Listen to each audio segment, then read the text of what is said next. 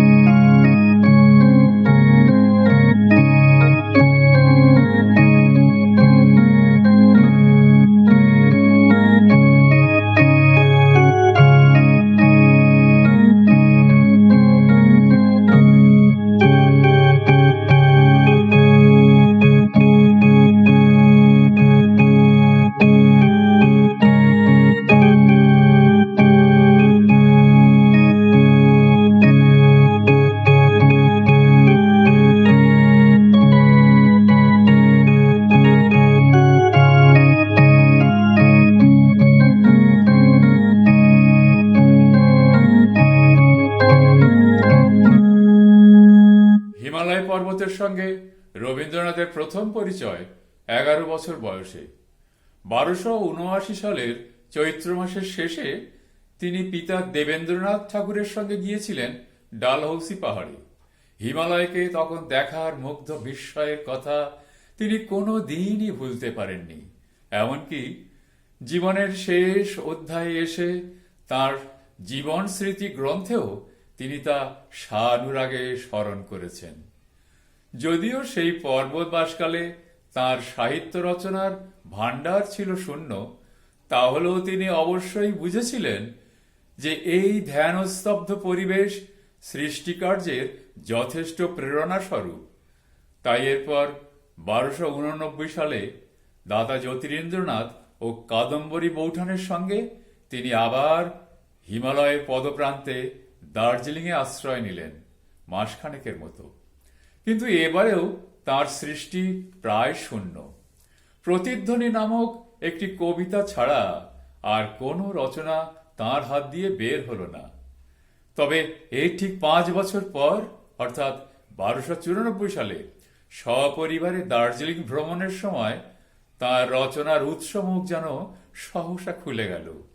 তিনি লিখতে শুরু করলেন মায়ার খেলা গীতিনাট্য। কবির ভ্রমণ সঙ্গী দিদি স্বর্ণকুমারীর কন্যা সরলা দেবী তাঁর স্মৃতিগ্রন্থ জীবনের ঝরা পাতায় বলেছেন, রবীন্দ্রনাথ প্রতিদিন একটি দুটি করে গান রচনা করতেন এবং তাকে শিখিয়ে দিতেন। অনুষ্ঠানে বৈচিত্র্য আনার জন্য আমরা মায়ার খেলা গীতিনাট্যের প্রথম দৃশ্যটি যন্ত্রসঙ্গীতের মাধ্যমে পরিবেশন করছি।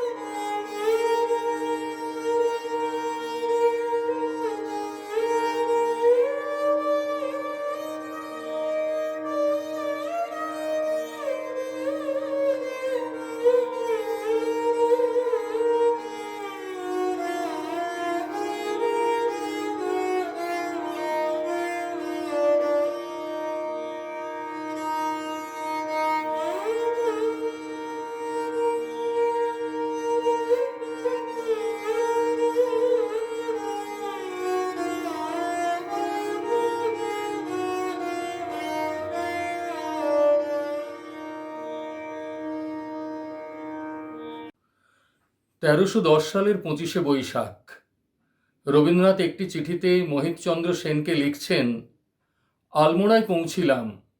অতি দুর্গম পথ, অনেক কষ্ট দিয়াছে। সৌভাগ্যক্রমে রেণুকা ভালো ছিল। জায়গাটি ভালো, বাতাসটি বেশ, বাড়িটি আরামের। চারিদিকে ফল ফুলের বাগান, ফলে ফুলে পরিপূর্ণ। আলমোড়া জায়গাটি চমৎকার হলেও কবির এবারের যাত্রা কিন্তু আনন্দ ভ্রমণে নয়।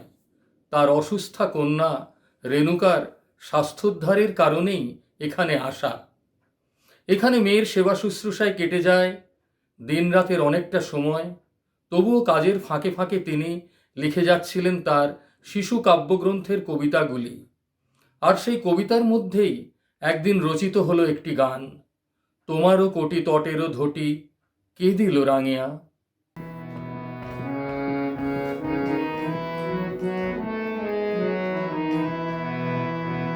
তোমারও কোটি তটেরও ধটি কে দিল রাঙিয়া, কোমল গায়ে দিল পরায়ে রঙিন আনিয়া।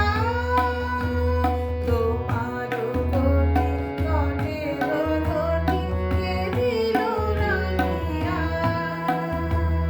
বিহান বেলা আহিরা তলে এসেছো তুমি, খেলা চলে চরণ দুটি চলিতে ছুটি পড়িছে ভাঙিয়া। তোমারও কোটি তটেরও ধটি কে দিল রাঙিয়া।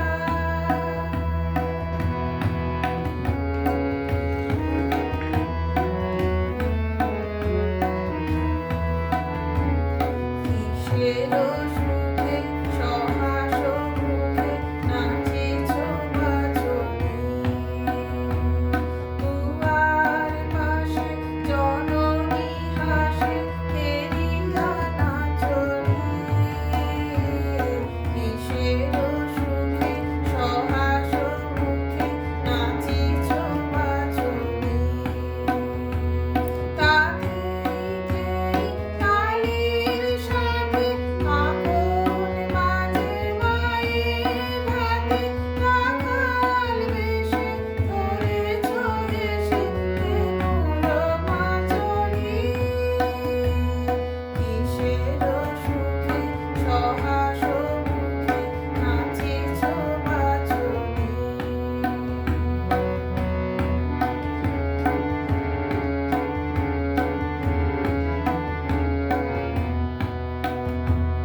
নিখিল শোনে আকুল মনে মুকুর বাজনা, তপন শশী ফেরিছে বসি তোমার সাধনা। নিখিল শোনে আকুল মনে মুকুর বাজনা, ঘুমাও যাবে মায়ের বুকে আকাশ চেয়ে কাহেও মুখে, জাগিলে পরে প্রভাত করে নয়ন মাজনা।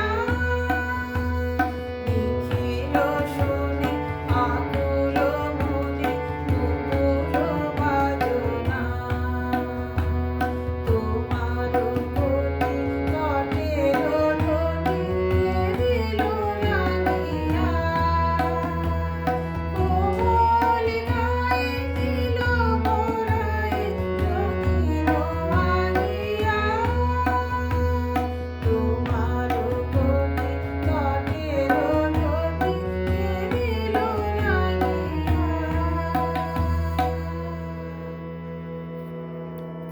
খবরের কাগজে বিজ্ঞাপন দেখে নৈনিতালের কাছে রামগড়ের এক সাহেবের ফলের বাগান ও বাড়ি হঠাৎই কিনে ফেললেন কবিপুত্র রথীন্দ্রনাথ। তার ইচ্ছা গ্রীষ্মকালে পিতা রবীন্দ্রনাথ যেন মাঝে মাঝে সেখানে গিয়ে বসবাস করেন। 1312 সালের বৈশাখের শেষ সপ্তাহে কবি যাত্রা করলেন রামগড়ের উদ্দেশ্যে। সঙ্গী পুত্রবধূ প্রতিমা ও কন্যা মীরা, পরে সেই শৈলভবনে এসে যোগ দিলেন রথীন্দ্রনাথ, দীনেন্দ্রনাথ ও আরও অনেকে। এমনকি কবির আহ্বানে লখনৌ থেকে চলে এলেন কবি ও গীতিকার অতুল প্রসাদ সেন। রামগড়ে পৌঁছে কবির মন বেশ প্রসন্ন, পরম তৃপ্ত। লিখলেন দু একটি কবিতা, পর পর রচিত হলো বেশ কয়েকটি গান। কবি অতুল প্রসাদ সেন সে সময়ের একটি স্মৃতি শুনিয়েছেন পরবর্তীকালে। একদিন খুব সকালে, তখনও সূর্য ওঠেনি।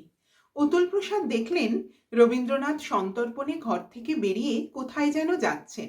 তিনি অনুসরণ করলেন কবিকে। দেখলেন কিছু দূর যাওয়ার পর কবি এক খাদের পাশে একটি পাথরের উপর বসে পড়লেন, পূর্ব দিকে মুখ করে। পিছনে গাছের আড়াল থেকে অতুল প্রসাদ শুনতে পেলেন কবি গুনগুন করে সুর বাঁধছেন। এমন সময় পূর্ব দিগন্ত আলো করে ফুটে উঠল দিনের সূর্য। আর কবিও উদাত্ত গলায় গাইতে শুরু করলেন, এই লোভিনু সঙ্গ তব সুন্দর হে সুন্দর। রামগড়ে যে গানগুলি তিনি রচনা করেছিলেন তার কয়েকটি এখন আমরা শোনাবো। এই লোভিনু সঙ্গ তব সুন্দর হে সুন্দর, ধন্য হলো অঙ্গ মম, ধন্য হলো অন্তর, সুন্দর হে সুন্দর। এই লোভিনু সঙ্গ তব সুন্দর হে সুন্দর, অঙ্গ মম, ধন্য হলো অন্তর, সুন্দর হে সুন্দর। এই লোভিনু সঙ্গ তব।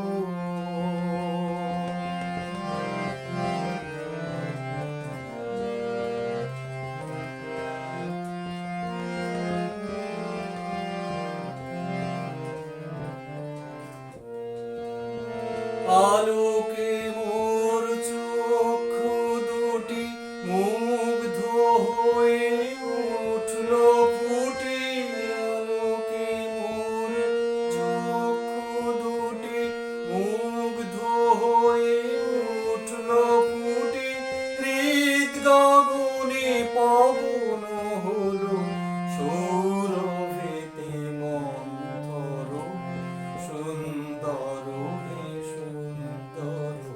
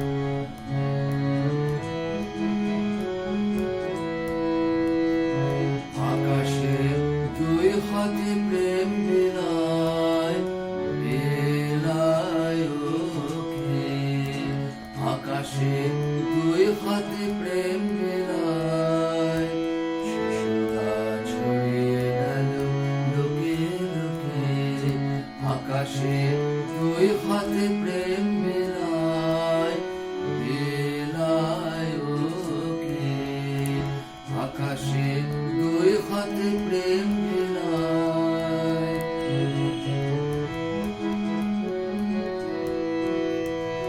গাছেরা ভরে নীল সবুজ পাতায় ধরণী ধরে নীল আপন মাথায় গাছেরা ভরে নীল সবুজ পাতায় ধরণী ধরে নীল আপন মাথায় ছেলেরা সকল গায়ে নীল মেখে পাখিরা পাখায় পাখায় নীল এঁকে আকাশে দুই হাতে প্রেম মেলায় মেলায় ওকে আকাশে দুই হাতে প্রেম মেলায়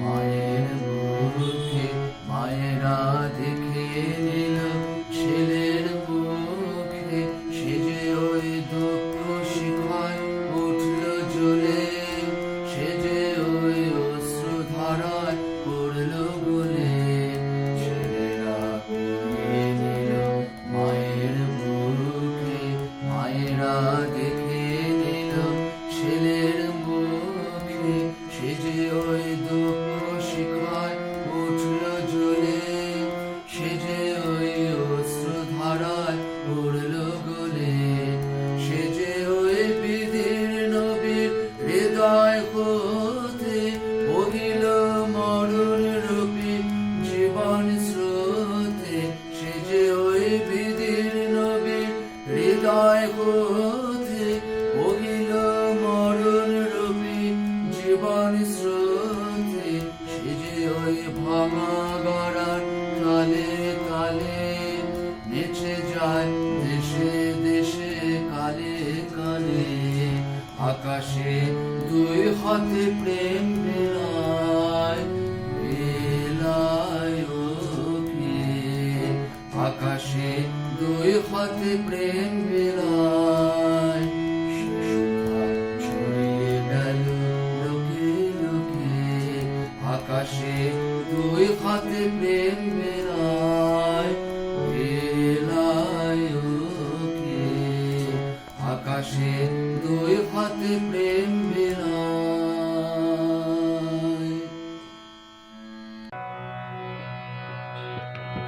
এই তো তোমার আলোক ধেনু সূর্য তারা দলে দলে কোথায় বসে বাজাও বেনু চড়াও মহা গগন তলে এই তো তোমার আলোক ধেনু টিনের শাড়ি তুলছে মাথা তরুর শাখে শ্যামল পাতা টিনের শাড়ি তুলছে মাথা তরুর শাখে শ্যামল পাতা আলোয় চড়া ধেনু এরা ভিড় করেছে ফুলে ফলে এই তো তোমার আলোক ধেনু সূর্য তারা দলে দলে কোথায় বসে বাজাও বেনু চড়াও মহা গগন তলে এই তো তোমার আলোক ধেনু সকাল বেলা দূরে দূরে উড়িয়ে ধুলে কোথায় ছোটে আধার হলে সাঝের সুরে ফিরিয়ে আনো আপন গোঠে সকাল বেলা দূরে দূরে উড়িয়ে ধুলে কোথায় ছোটে আধার হলে সাঝের সুরে ফিরিয়ে আনো আপন গোঠে আশার তৃষা আমার যত ঘুরে বেড়ায় কোথায় কত আশার তৃষা আমার যত ঘুরে বেড়ায় কোথায় কত মোর জীবনে রাখালো গো ডাক দেবে কি সন্ধ্যা হলে এই তো তোমার আলোক ধেন সূর্য তারা দলে দলে কোথায় বসে বাজাবে চড়াও মহা গগন তলে এই তো তোমার আলোক ধেনু।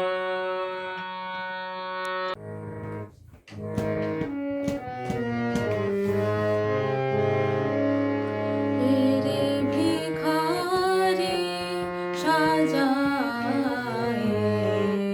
কি রঙ্গ তুমি করিলে, রে ভিখারি সাজায় কি রঙ্গ তুমি করিলে। হাসিতে আকাশ ভরিলে, রে ভিখারি সাজায় কি রঙ্গ তুমি করিলে।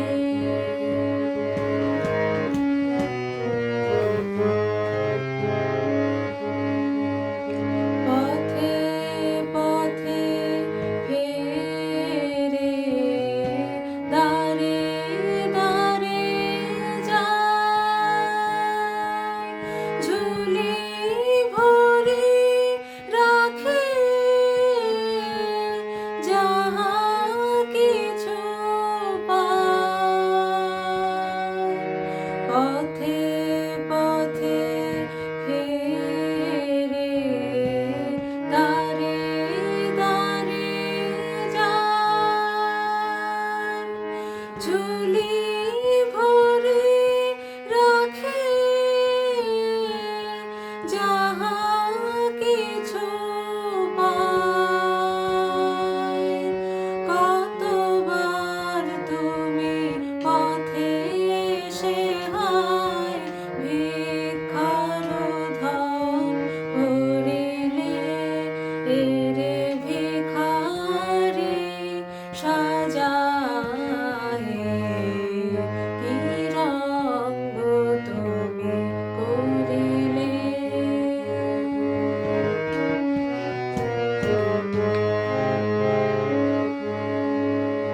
ভেবেছিল চিরকাঙাল সে ভুবনে, কাঙাল মরণে জীবনে। ভেবেছিল চিরকাঙাল সে ভুবনে, কাঙাল মরণে জীবনে। ও গো মহারাজা বড় ভয়ে ভয়ে দিন শেষে এলো তোমারি আলয়ে। আধে গো আসনে তারে ডেকে লয়ে নিজ মালা দিয়ে বলিলে, রে ভিখারি সাজায় কি রঙ্গ তুমি করিলে। হাসিতে আকাশ ভরিলে, রে ভিখারি সাজায় কি রঙ্গ তুমি করিলে। এরপর আমরা 1334 সালে গ্রীষ্মের ছুটিতে রবীন্দ্রনাথের সপরিবারে শিলংবাসের খবর পাই প্রভাত কুমার মুখোপাধ্যায়ের রবীন্দ্রজীবনী গ্রন্থে। এই সময়ও কবির লেখনী উৎসারিত হয়েছে অবিরাম ধারায়। শুরু করেছেন নতুন উপন্যাস 3 পুরুষ, পরে যা যোগাযোগ নামে প্রকাশিত হয়। লিখেছেন বেশ কয়েকটি কবিতা, কিন্তু গান রচিত হয়েছে মাত্র একটি, দূর রজনীর স্বপনও লাগে।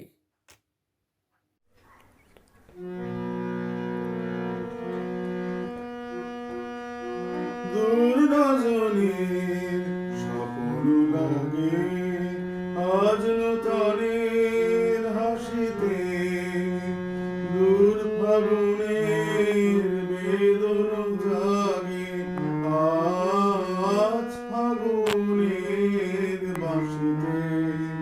হায়রে সে কাল, হায়রে কখন চলে যায় রে, আজ কালের মরীচিকায় নতুন মায়ায় ভাসিতে। যে মহাকাল দিন ফুরালো, আমার কুসুম ঝরালো, সেই তোমারই তরুণ ভালে ফুলের মালা পরালো। শুনিয়ে শেষে কথা সে কাঁদিছিল হতাশে, তোমার মাঝে নতুন সাজে শূন্য আবার ভরালো। আমরা খেলা খেলেছিলেম, আমরাও গান গেয়েছি, আমরাও পাল মেলেছিলেম, আমরা তরি মেয়েছি। হারায়নি তা হারায়নি, বৈতরণী বারায়নি, নবীন চোখের চপল আলোয় সে কাল ফিরে পেয়েছি, ফিরে পেয়েছি। দূর রজনীর স্বপ্ন লাগে, আজ নূতনের হাসিতে। 1345 সালের বৈশাখের মাঝামাঝি কবির আবার সাক্ষাৎ হলো হিমালয়ের সঙ্গে। এবার কালিম্পংয়ে এলেন রবীন্দ্রনাথ। কবির বসবাসের জন্য ময়মনসিংহ গৌরীপুরের জমিদার ব্রজেন্দ্র কিশোর রায়চৌধুরী তার গৌরীপুর লজ ব্যবস্থা করেছিলেন। এ বাড়ির চারিদিকে বিস্তৃত বনভূমি, সামনের বারান্দা থেকে দেখা যায় কাঞ্চনজঙ্ঘার তুষার ধবল চূড়া। এখানে 25শে বৈশাখ নিজের জন্মদিনে কবি লিখলেন উদ্বোধন নামে একটি কবিতা, যে কবিতার শেষ স্তবকটি বাদ দিয়ে ও ভিতরের ভাষা সামান্য বদল করে তৈরি হলো তার গীতবিতান নতুন সংস্করণের ভূমিকা সঙ্গীত, প্রথম যুগেরও উদয় দিগঙ্গনে।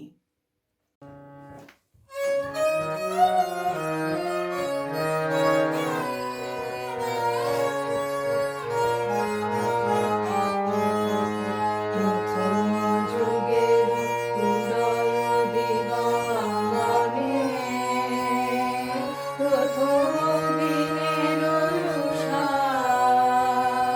নেমে এলো যাবে, প্রকাশ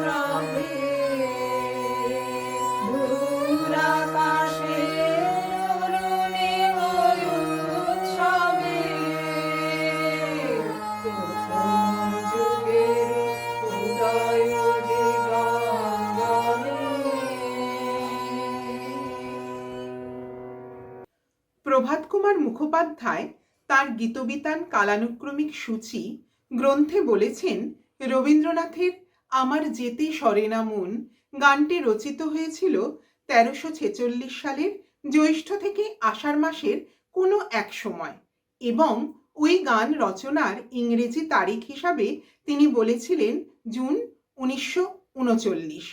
ওই বছর জ্যৈষ্ঠ মাসের শুরুতেই রবীন্দ্রনাথ অতিথি হয়ে গিয়েছিলেন মংপুতে, মৈত্রেয়ী দেবী ও ডাক্তার মনমোহন সেনের বাসভবনে। সেখানে প্রায় মাসখানেক ছিলেন তিনি। হয়তো আরো কিছুদিন থাকার ইচ্ছে ছিল, সম্ভব হলো না। শান্তিনিকেতন থেকে টেলিগ্রাফ এলো, শীঘ্র ফেরা প্রয়োজন। মন খারাপ হয়ে যায় মৈত্রেয়ীর। রবীন্দ্রনাথ সান্ত্বনা দিয়ে বলেন, মন খারাপ করে কি করবে বলো, কাজ আছে যে কাজ। বলছি তো আবার আসবো, যাওয়া না হলে তো আসা হয় না। মনে হয় এই ঘটনার পরিপ্রেক্ষিতে মংপুতে অবস্থানকালেই তিনি লিখেছিলেন এই গান, কারণ কবি মংপু থেকে বিদায় নেন ইংরেজি ১৯৩৯ সালের ১৭ই জুন।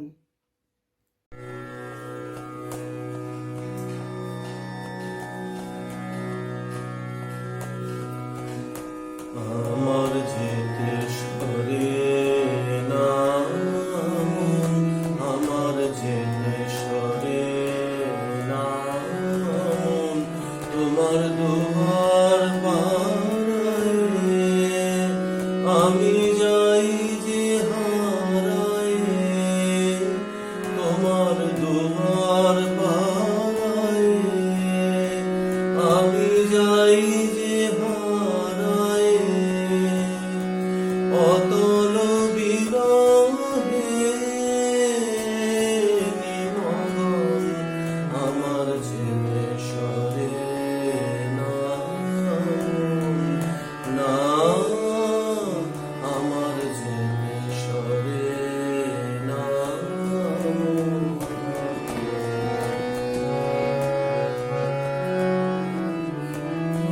চলিতে চলিতে পথে সকলি দেখি যেন মিছে,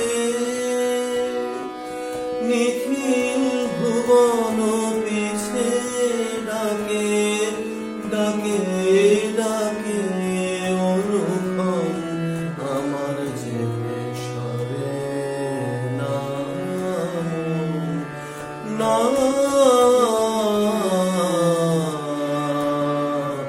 যেতে সরে না।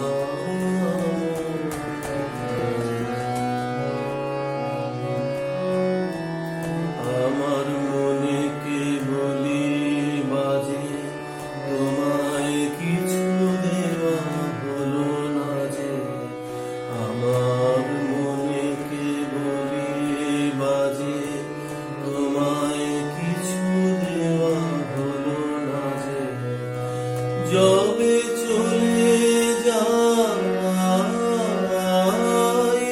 পদে পদে বাধা পাই,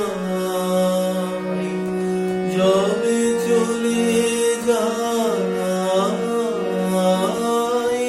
পদে পদে বাধা পাই, ফিরে ফিরে আসি অকারণ আমার যেতে সরে না মন না,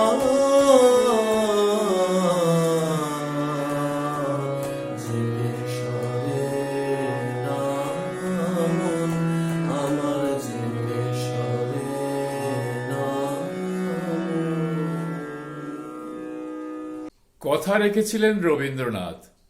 ওই বছরই অর্থাৎ ইংরেজি ১৯৩৯ সালে আবার মৈত্রেয়ী দেবীর কাছে মংপুতে এলেন তিনি। ছিলেন ১২ই সেপ্টেম্বর থেকে ৯ নভেম্বর পর্যন্ত। সে সময় মংপুতে বসে এঁকেছেন বহু ছবি, ২-৪টি কবিতাও লিখেছেন। লিখতে আরম্ভ করেছেন শেষ কথা নামে একটি বড় রকমের ছোট গল্প। আবার একটি গানও রচিত হয়েছে অন্যান্য সৃষ্টির ভিতর। সে গান হল, যদি হয় জীবন পূরণ নাহি হল মম, রচনার তারিখ ১৩ই আশ্বিন 1346। কবির তখন 78 বছর বয়স।